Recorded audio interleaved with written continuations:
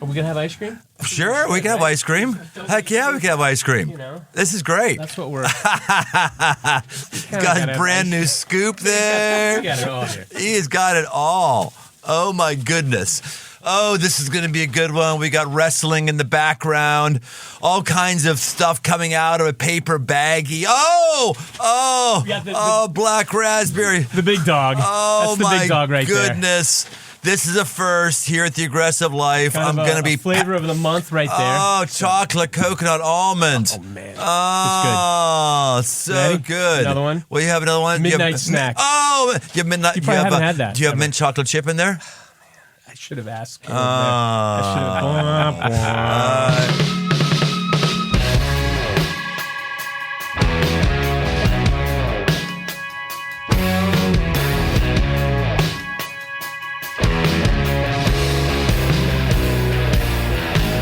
Well, here's a question for you, too.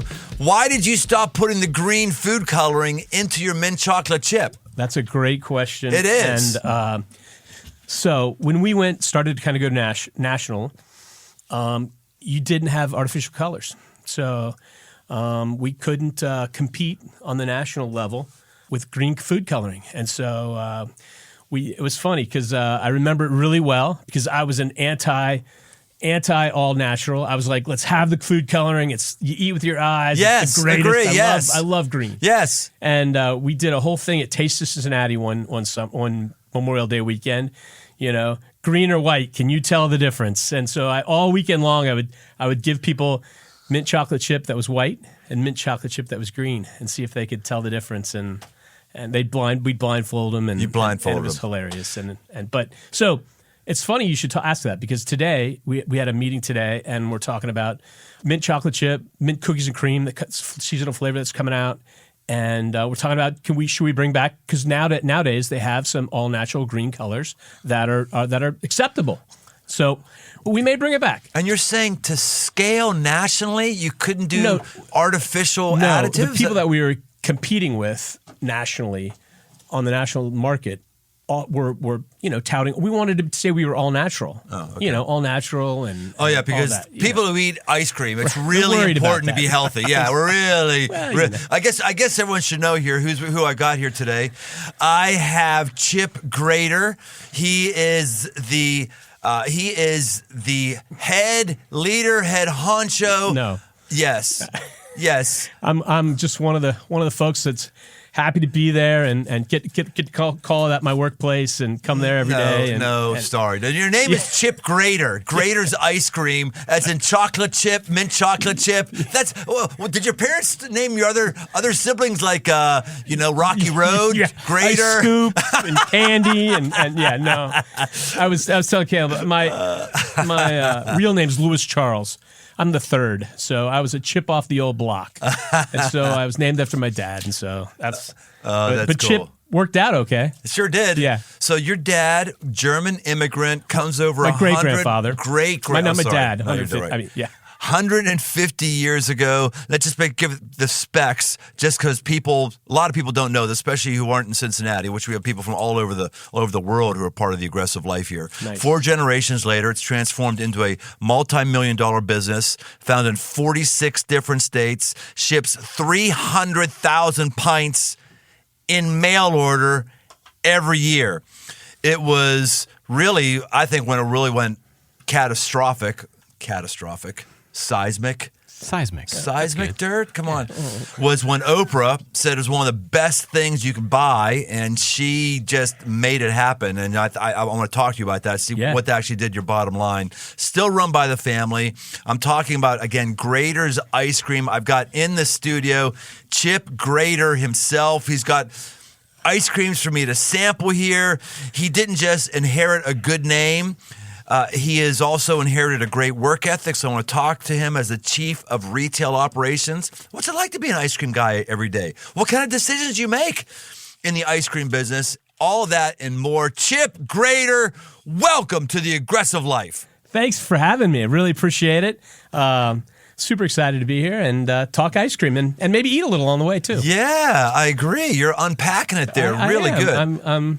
I've done it a few times. Now, one of the things that I wanted to make sure that we get the skinny on. Yeah. I understand you have an ancient process with copper pots.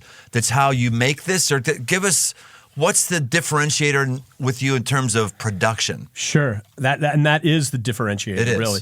So we make ice cream literally 2 gallons at a time with these things called French pots. And essentially it's a stainless steel pot that's with a motor on top, a shaft. That's our black raspberry chocolate chip. So it's our number one flavor. It's been pretty popular over the years. But so that shaft goes down to the bottom of that pot, and that pot is swimming around in essentially brine. So it's about 15 degrees below zero, liquid salt water. Huh. And so we pour in 2 gallons of our ice cream mix, and about 12 minutes later, it's circling around in that 15 degree below zero ice bath. It starts to freeze, and so it essentially gets to be this kind of consistency of cake batter. And so at that point in time, if we're making something like vanilla, it gets pulled out with a paddle, and it's very laborious and it's very cool to watch.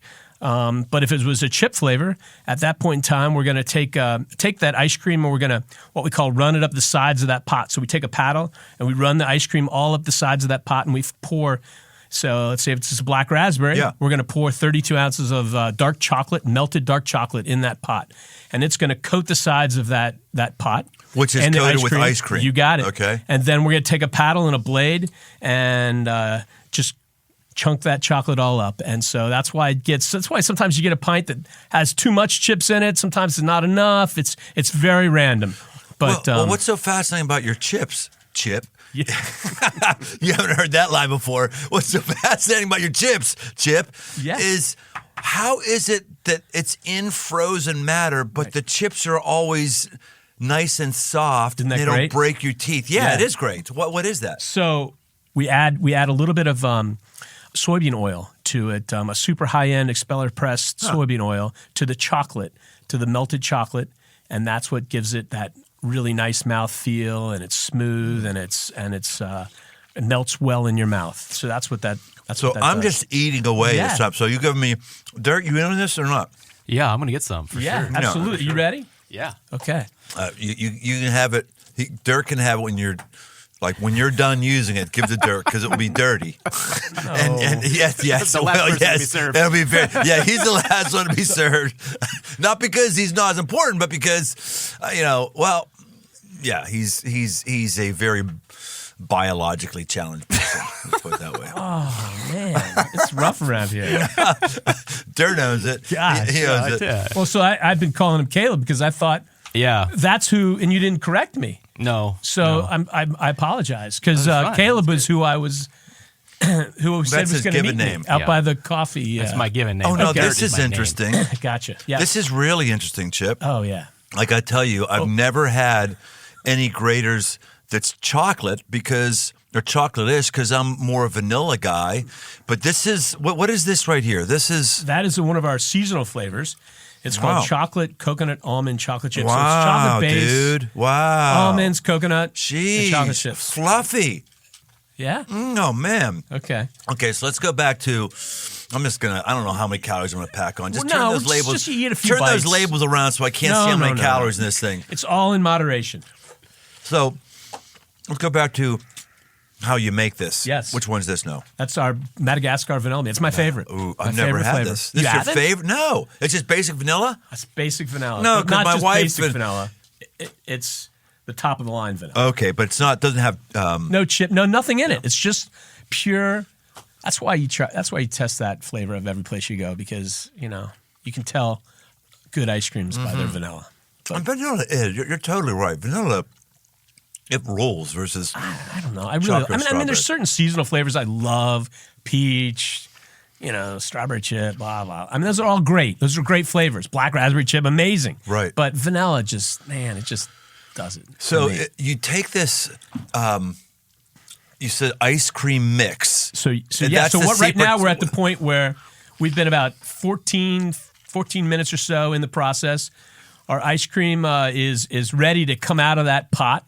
That French pot. So we take a paddle and we take all that ice cream out of that pot with a paddle. It used to be when I was a kid. It was a wood oak paddle. My uncle would every morning be sharpening these wood paddles, and that's yeah. So. And now we've got a special, like, kind of food safe, kind of real high quality kind of paddle that we take the ice cream out of that French pot with, and either we put it into a bucket, a stainless steel bucket that we're gonna pack our pints at. So what the crazy part is, every single one of these pints is packed by hand.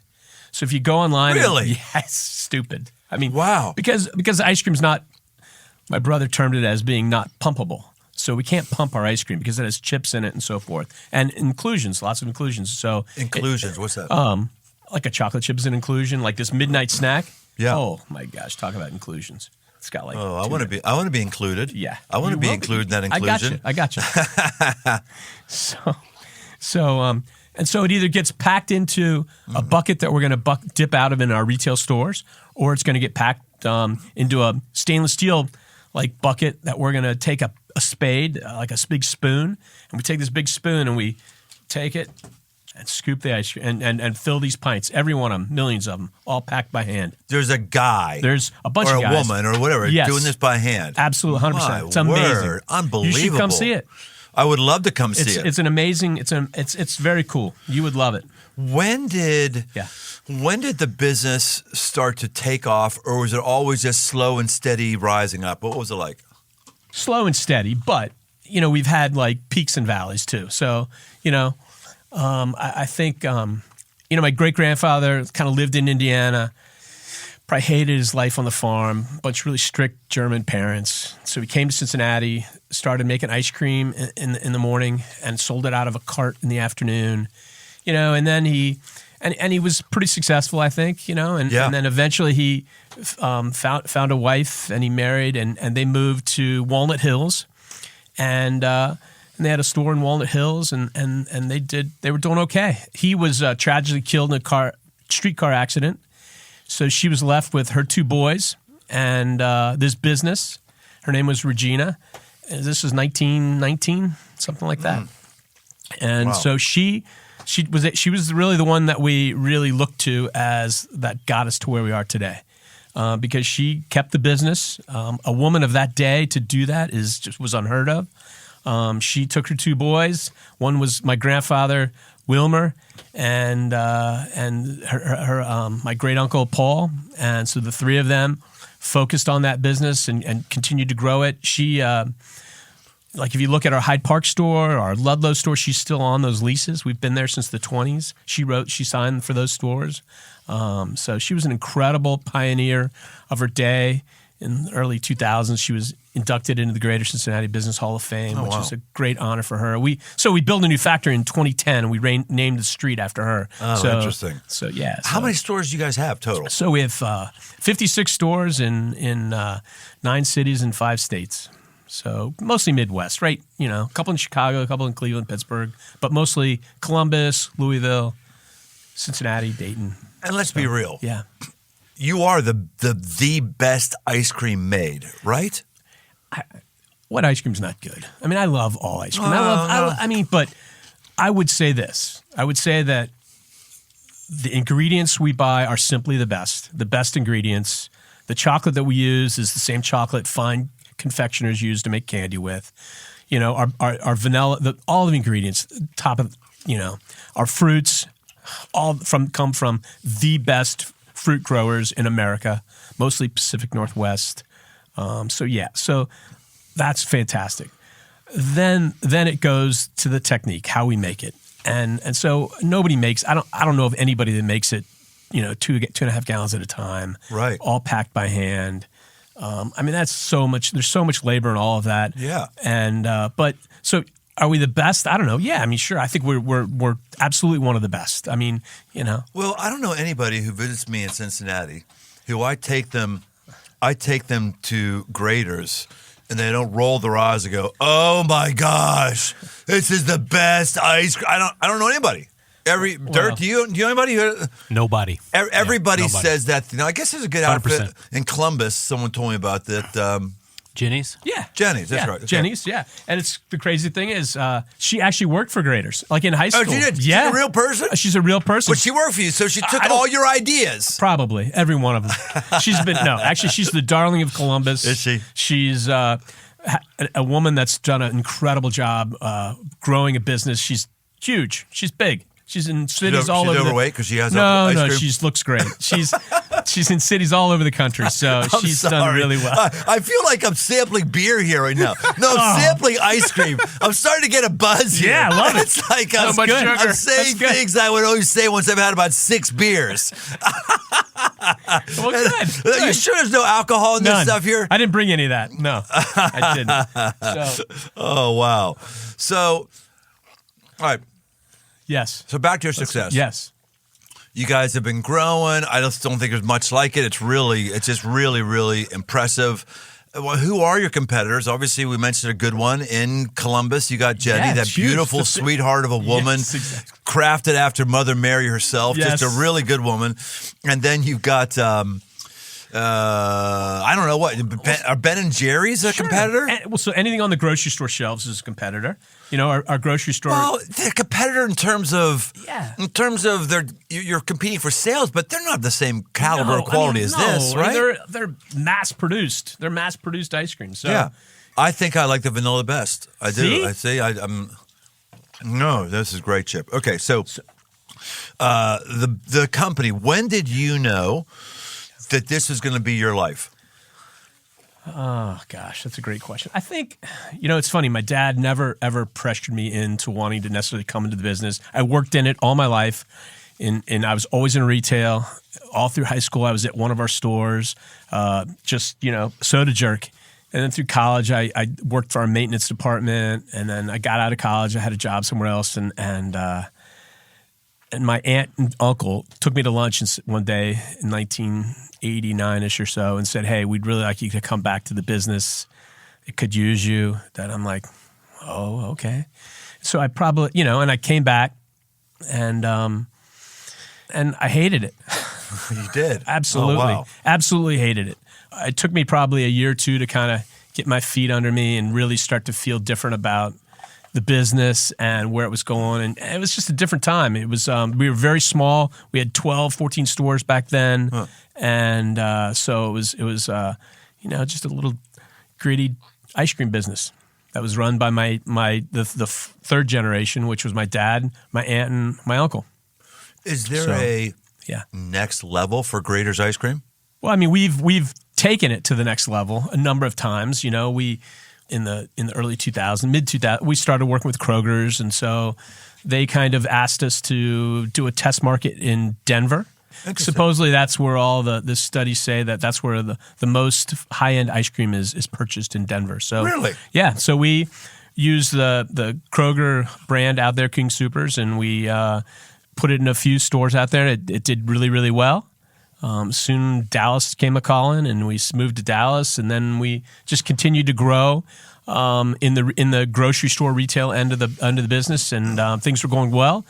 And we realized that our factory in Mount Auburn, that was a 100-plus-year-old factory, wasn't going to be able to produce enough ice cream to get where we needed to go, and also we had to improve. So we in 2008 or 9, it was now at this point in time, my brother, my cousin, and I. My brother's in charge of making ice cream. My cousin is our CEO, and I'm just along for the ride.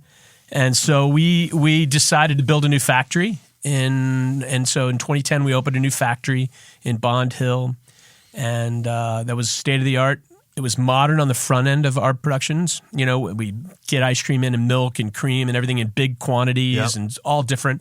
But we still went back to making it the exact same way we did forever, 2 gallons at a time. And then once you got that ice cream made and packed, it then went on a conveyor belt to the freezer to a palletizer and all this other stuff. But making it the core, the way we made it, the core of our business is how we make it. And so I still can't get over that. One of these pint things, there's a guy packing that. You must have some wooden mold that it fills in so he can jam the ice cream in there. What's the? I mean, he certainly doesn't take the cup in one hand. Yes, cups in one hand. Really? There's he has a stainless steel bucket here, with filled with ice cream, and he takes a big spoon. It's like a big looking spoon, and he takes that ice, and so the ice cream's soft. Oh, it's soft. It's like cake batter, kind of like right now. Oh, okay. So he takes that spoon. Takes him about 5 seconds, really, to pack a pint. So he takes it, fills it in there. Probably takes 2 scoops out of that bucket to fill that pint with this spade, this big spoon, and he'll pound it on the freezer a little bit, get it settled in there, make sure, and then it goes on to, then it goes to modern again. It goes to a conveyor belt, and then it gets a lid put on it, gets wiped off, and then it goes through a big kind of a blast freezer. So it goes from about probably in the 20s to 0 degrees in about an hour and a half when it goes through the blast freezer. Okay. So I'm curious also, when I asked you, is the business growing? And obviously it is. My follow-up question was going to be that of, does your business always have to grow? What do you have a personal opinion on that? Like most people would say in the world business, if you're not growing, you're dying. Sure. Grow. But then I've stumbled upon some people who've just said, no, it's good the way it is right now, and no, it's going to be good. So I know exactly what you're talking about. I feel it. We're living it. So my generation, which is I talked about, my brother, my cousin, and I, we've done a tremendous amount.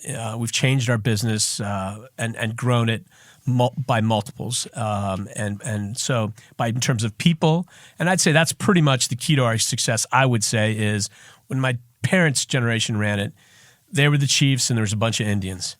What we did is we hired a bunch of chiefs to work the business along with us. So that was the key thing for us, is we have incredible people that help us to run the business. So that's a very important part of the whole success of us is having really incredible people to help us do that. So, but we built a factory. We bought back 2 franchisees. So right now we have no more franchisees. All 56 stores are family owned. Oh, really? Yeah. So interesting. So it's been a great. There's been a lot of things that we've done. My generation has done to grow the business. So now we're all my generation's all kind of getting there 60-ish. We're all about 60. My brother's he's a couple years from retirement. So it's like, so do we? How much risk, et cetera, do we want to take on? So there's a next generation. There's 5th generation. That's all. We have one person out of the 5th generation started. We have others that are So what we've 5th generation in the Graeter family. Yes, in the Graeter family. So what we've always said is, very cool. To our kids. I have 3 boys, and my cousin has a couple kids. My brother has 3 girls. We've always said, hey, go to college, get an education if you want to go to college, and then go out, work somewhere else, try and make something of yourself and do well. And then hopefully you'll be able to come back in 5 years or so and bring something to the business that is lacking. So that's now what's happening. So the next generation is kind of starting to come back, and it started with my brother's middle daughter, Annie. She's coming back, and she's back, and so it's so the next generation is ready for them to put their stamp on it, and hopefully there's lots of things. We're continue to grow. Retail wise, that's kind of a big thing for us. So we continue to build new stores. That's kind of what I do, is build new stores right now. The other big thing is, do we add on or build more onto our factory? Right. Do we build more capacity? So I think we've kind of all decided that's kind of for the next generation, maybe, because that's a huge number. So right. So because just for people who don't run businesses, everyone would say, well, of course. Well, yeah, that means like you take out a loan for that much more space, and are you sure you can sell the stuff for that much more? Yeah, right. Exactly. So, we did that in 2010. We took out a loan to build this factory and flipped the coin, and we were lucky that we were able to work with a bunch of good partners, grocery partners, and so we've continued to been able to sell that, and we have a lot of retail stores now too, so that helps. How many square feet is your factory that you built? 28,000. All right. So it's, it's not huge. It could be. We'd love to have it bigger now. Now it's at capacity right now. It is. So those are decisions we're going to have to come. Have you seen Willy Wonka? Well, yeah. Not the newest one, though. Yeah, okay. I haven't seen the newest one either. I just thought there's got to be there's more parallels probably with Willy Wonka and your job than my job. I don't know. Maybe. You said the company bought back all the franchise stores. Why? Yes. Well, so in 2010, our Columbus franchise, which was our biggest franchise, they wanted out. And so they came to the table with somebody else that was going to buy it. And we had the right of first refusal. And so we said, even though we just took on this huge factory, we said, we're going to buy that franchise back. And because we felt we met the possible new franchisee, and we felt just much better about keeping it in the family and having it under our control. So that's what we did. Okay. So, yeah. You talked about the different generations that are coming up. Next generation, fifth generation. It's pretty impressive. I've been going through a book on the Astor family. Mm-hmm. Are you familiar with the book? No, but I know the family. I've watched the Gilded Age. Yeah, right in that area. Yeah. There's a guy who used to be on staff. His great grandmother, I think it was Lady Astor. Ooh. And she's the woman who they tell the stories about. Her and Winston Churchill would go toe to toe all the time. And so Winston Churchill did stuff like, actually she said to Winston Churchill one time, she said, "Winston Churchill, you are drunk." And he said to her, he said, "Lady Astor, you are ugly, but in the morning I'll be sober." Oh, that's rough. The other great one was Lady Astor said, "If you were my husband, I would poison your tea." And Winston Churchill said, "Well, if you were my wife, I would drink it." Oh man, I know. Serious. Anyway, so I thought, I don't know too much about the Astors, so I've been going through it. It's actually I'm going through it on Spotify. Actually, I've always got my audio books on Audible, and then realized like if you have Spotify Premium, no ads, all these books are included. So I'm probably cancel my Audible thing. Yeah. Anyway, I'm going through it, and Anderson Cooper is the narrator who comes from the Gilded Age. He comes from Vanderbilt. Mother Vanderbilt, yeah. Exactly, right. And as he's going through this whole thing, I remember what someone said before, which generally is true, and that is the first generation may make the money, they set the stage. The second generation very frequently blows it out. That's happened with the Vanderbilts and with, I think it's John Astor right now, where I am the book. Vanderbilts was the second guy after Cornelius Admiral Vanderbilt. When he died, the next guy came in and said, "Hey, we're getting into railroads." And bam, took off. And I think that's what's going to happen with this Astor book I'm in right now. But then the third generation, what very frequently happens is when it starts to go downhill.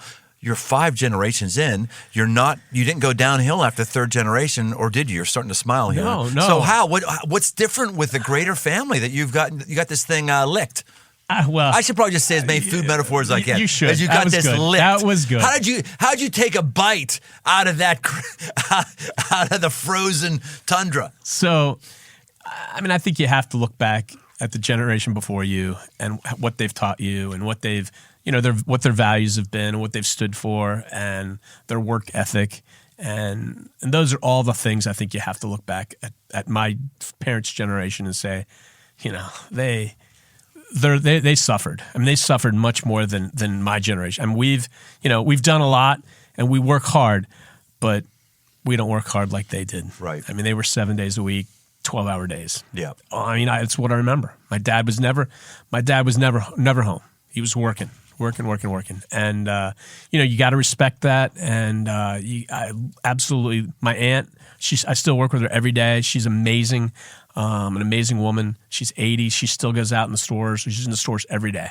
And so you got to take from that and look very positively on it and hopefully take some of that and put it into your own life and what you do. So for sure, the best thing about us is we've had a great generation to look up to and follow in. So, but I would think some of those other examples had a great generation to look up to as well, but maybe not. Maybe Vanderbilts weren't. I don't know. Well, I think also what we've done is make money, put it back in the business.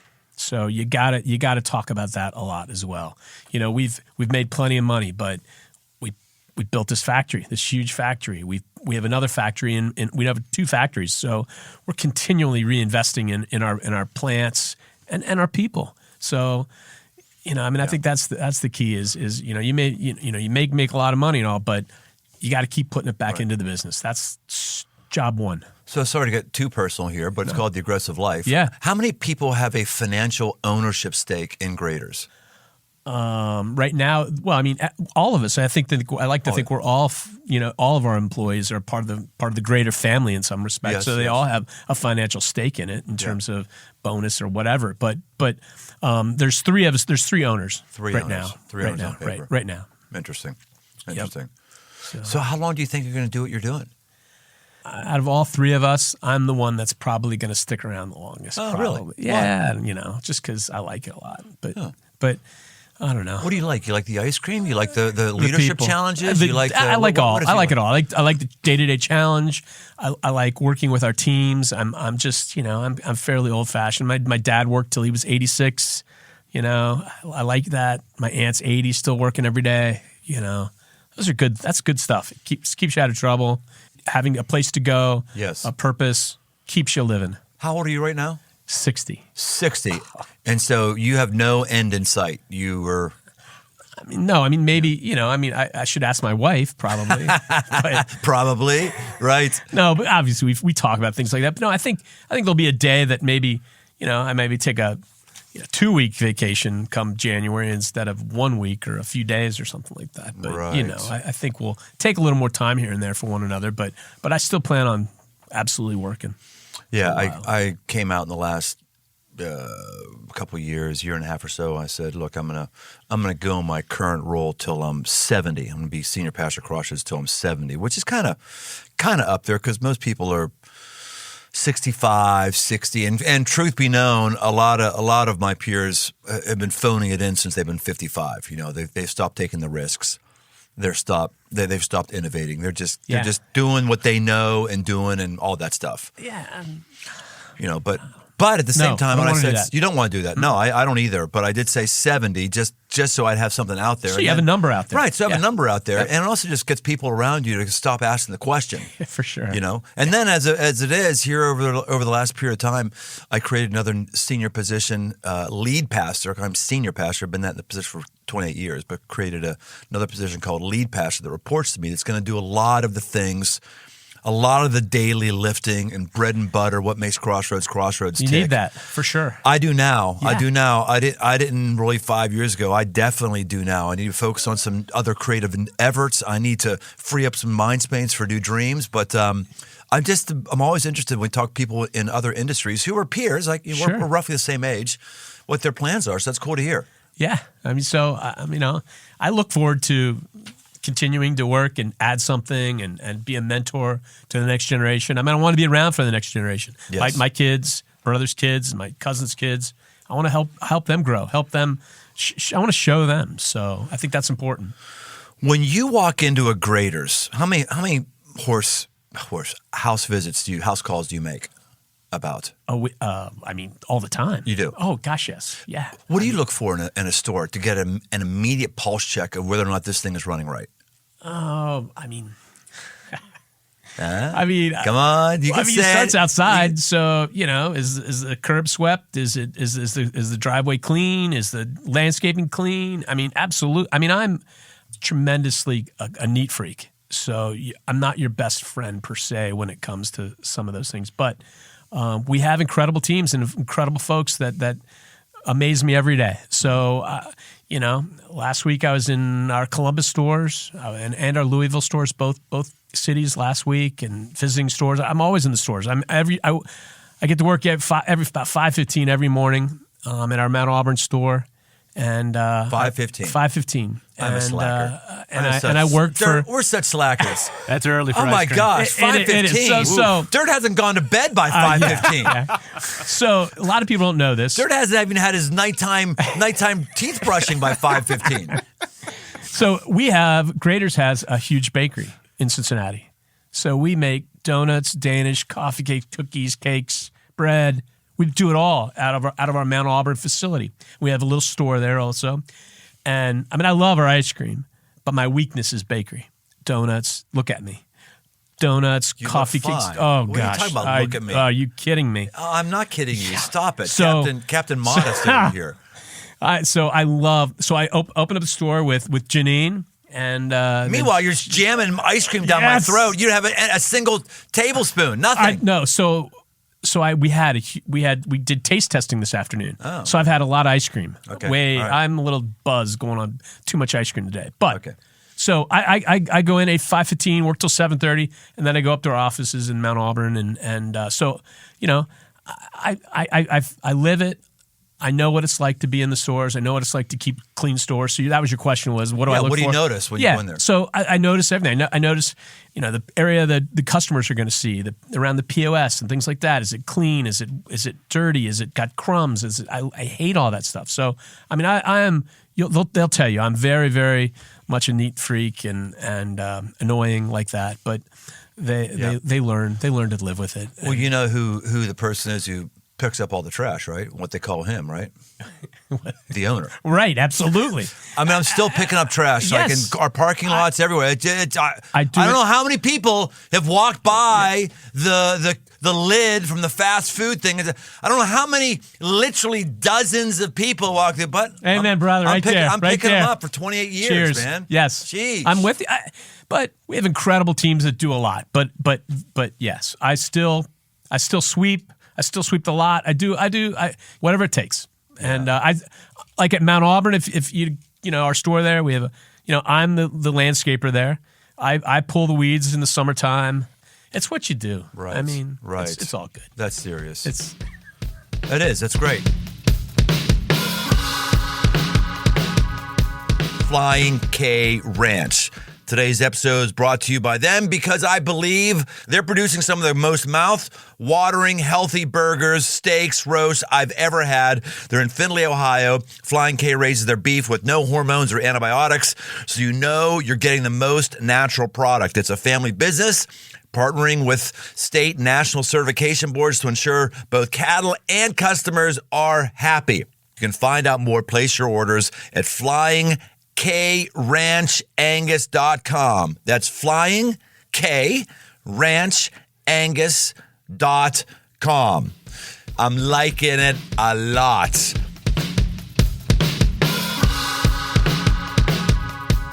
Taking care of your health isn't always easy, but it should be at least simple. That's why for the last 2 years, I've been drinking AG1 every day, no exceptions, at home, on a hunting trip, camping off my motorcycle, no exceptions. It's just one scoop mixed in water once a day, every day, and it makes me feel ready to get moving. That's because each serving of AG1 delivers my daily dose of vitamins, minerals, pre- and probiotics, and more. It's a powerful, healthy habit that's also powerfully simple. I like to have it in the morning. I have a 12 ounce of water, so right off the bat, I'm helping my hydration every single morning. This is the one product, if I had to recommend one, I'd recommend this one to elevate your health. It's AG1, and that's why I partnered with them for 2 years. So if you want to take ownership of your health, start with AG1. Try AG1 and get a free 1-year supply of vitamin D3 plus K2 and 5 free AG1 travel packs with your first purchase. Go to drinkag1.com/aggressivelife. That's drinkag1.com/aggressivelife. Get yourself some. One of the things that I've been thinking about a lot about, and I talk to our team here in my day job, the staff team at Crossroads, is how hospitality seems to be dead in our country. It seems to be dead, and I'm just saying that again and again. A couple examples for me. One, most recent.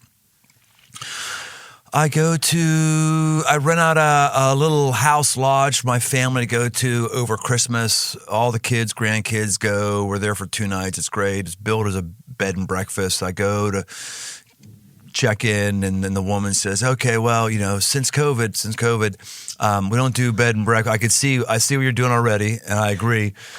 We don't cook the breakfast anymore since COVID, so we have pastries that are in the refrigerator for you. And I'm like, okay, I'm used to this. I'm going, Can we stop using COVID for an excuse for bad leadership? Oh, COVID. Okay. Are you kidding me? Oh, I could take the easy way out and not open up an egg crate and crack an egg, not do that work because I can just say COVID germs. I don't want to hurt you. Well, guess what? It's over. It's long. Oh, COVID. Can't do COVID. No, you're just freaking lazy. You and your organization are lazy. You're lazy, and I don't feel as welcome as I would have before because you're just telling me I'm worth whatever. Another example, when I go to businesses and I go to open the door or churches, I go and this happened at I did a site visit at one of our sites recently and I about, lost my I understand. my stuff. Yeah. Go to open the door and it's locked and the other side's open. It's like, no, someone's just a lazy ass. They unlocked the door, but they didn't want to go down to one knee to open up the little lever. So this sends a sign to somebody who's coming. Like, wait, you're open? You're not open? Sure. You want me? You don't want me? It's why right over here behind us, we've got Chick-fil-A. It's got 4 lines. They're in 4 lines, people waiting in drive-through lines. And then you can go to Raising Cane's right over there. There might be two cars in a single line because Chick-fil-A makes you feel like you're wanted, like we want you here. In fact, my pleasure. Yes. My pleasure. Yep. I think this is a problem with our culture across the board. Your thoughts? Touches everything. I mean, COVID was difficult for everybody. Thankfully, we never closed. We were open the entire time. You were essential. You were essential. I don't know why. Yeah, exactly. Churches weren't essential, but no, ice cream. You definitely need to pack more padding around your hips. We sold loaves of bread.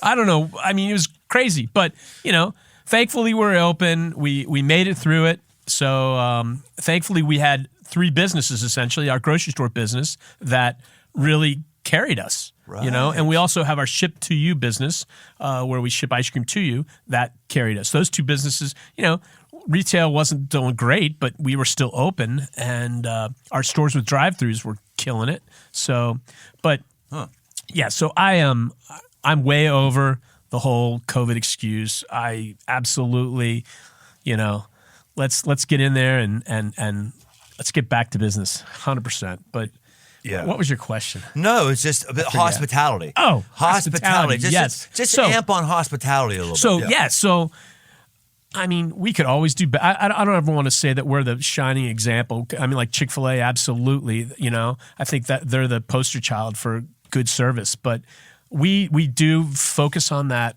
a ton. We have a whole training program. We have good trainers that we really talk about. Our guest service model, which we have a guest service model that we talk about and we train and so forth. So I think that is one of the number one things. That's what I've always said is I want people to come into Graeter's and have a good time, leave with a smile, leave excited, leave happy. So absolutely, that's the most important thing about your visit to Graeter's, leaving happy and with a smile and excited about your product and feel it's worth it. And it's hard to find that anymore. You used to have phrases when I was growing up and I was a kid working in retail, phrases that were beat into our brain, like the customer is always right. Yeah, sure. That's the idea of even if you're going to lose money in this sale, we want to be hospitable. And I just feel like we don't do that anymore. And I see it like people don't know how to even have people into their homes anymore. We don't know how to welcome someone to home. Our home is our castle, and I put a moat around the outside of it because I don't want anyone in here, and I don't know how to treat you if you do come in here. I think it's a real problem in our country, and interpersonally it is as well. Absolutely, for sure. Yeah. All right, Chip.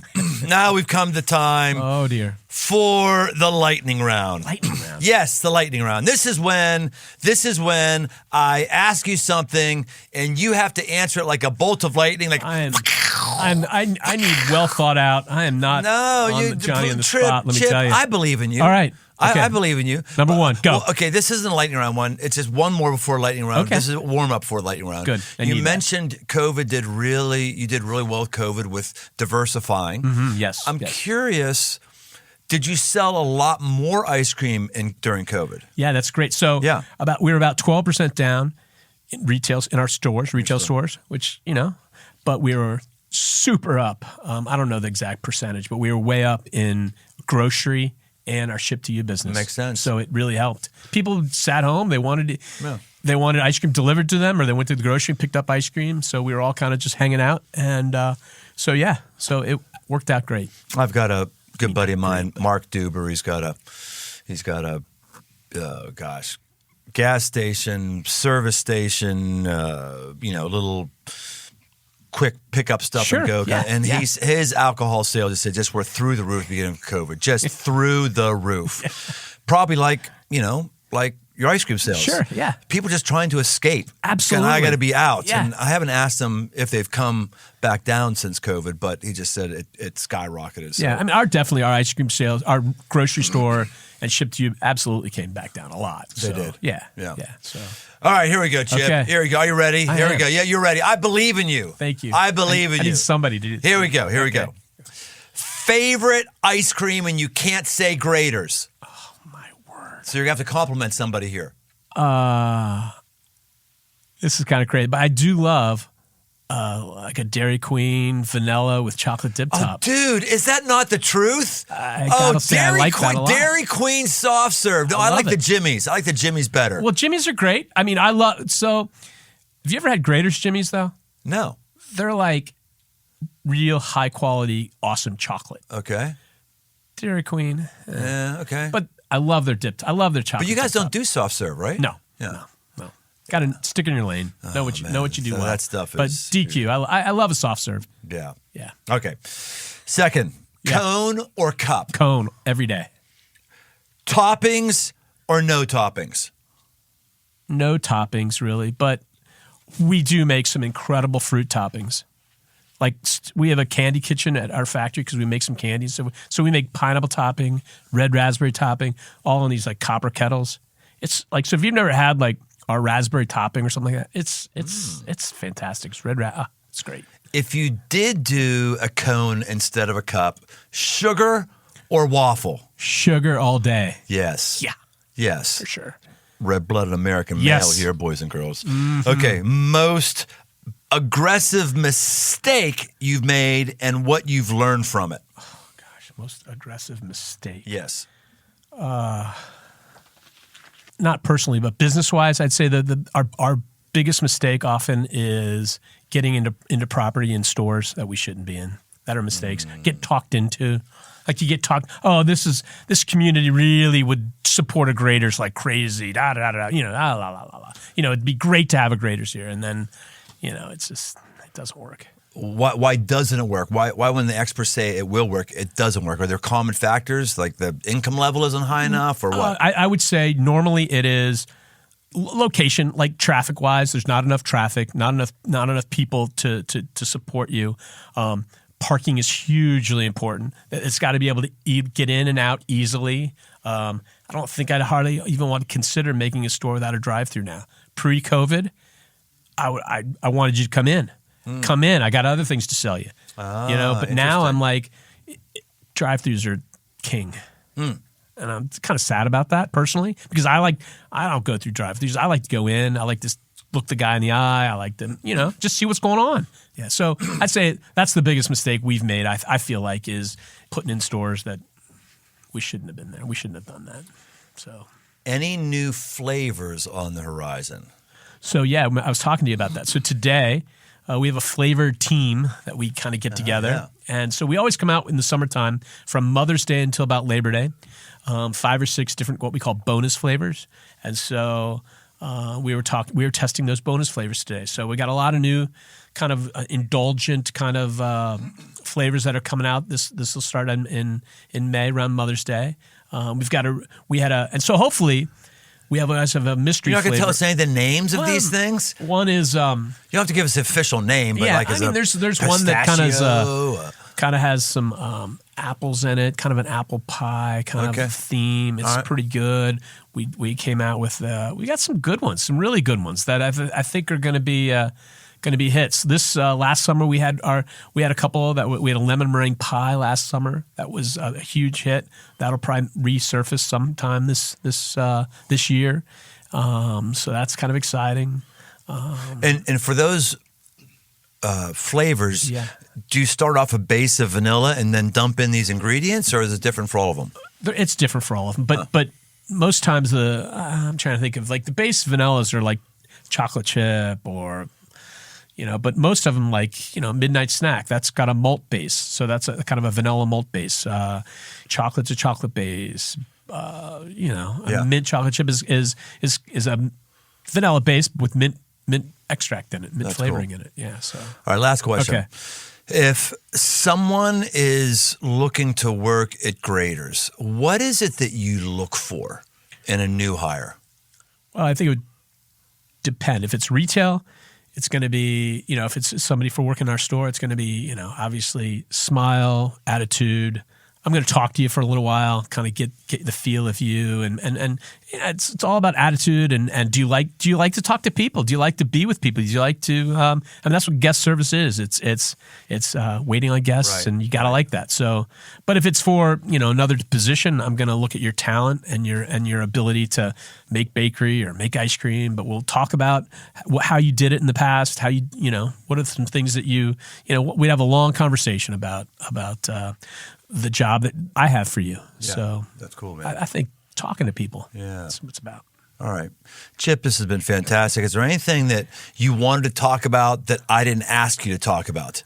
No, I was just excited to come today and give you a little history of Graeter's and have some ice cream and enjoy the afternoon. Well, you've made this a very enjoyable hour or so. Chip, if someone wants to get a hold of Graeter's, get a hold of you, this is your time just to advertise anything you want. It's the most we can do for you right now. Go ahead. Tell us how to do it. I mean, www.graeters.com is our website, and that will put you into touch with everything. Me, our stores, anything. So Chip is going to have some really great stuff. I'm loving hearing how he's energetic about his day job. I love how he's got a vision and a desire to last and keep going on and on and on and on. I love how he sweats the details. I hope you pick up something here that you can apply to your life. It's not called the interesting thoughts life. It's called the aggressive life. Take something from Chip, put it into action. Let's go. And we'll see you next time on The Aggressive Life.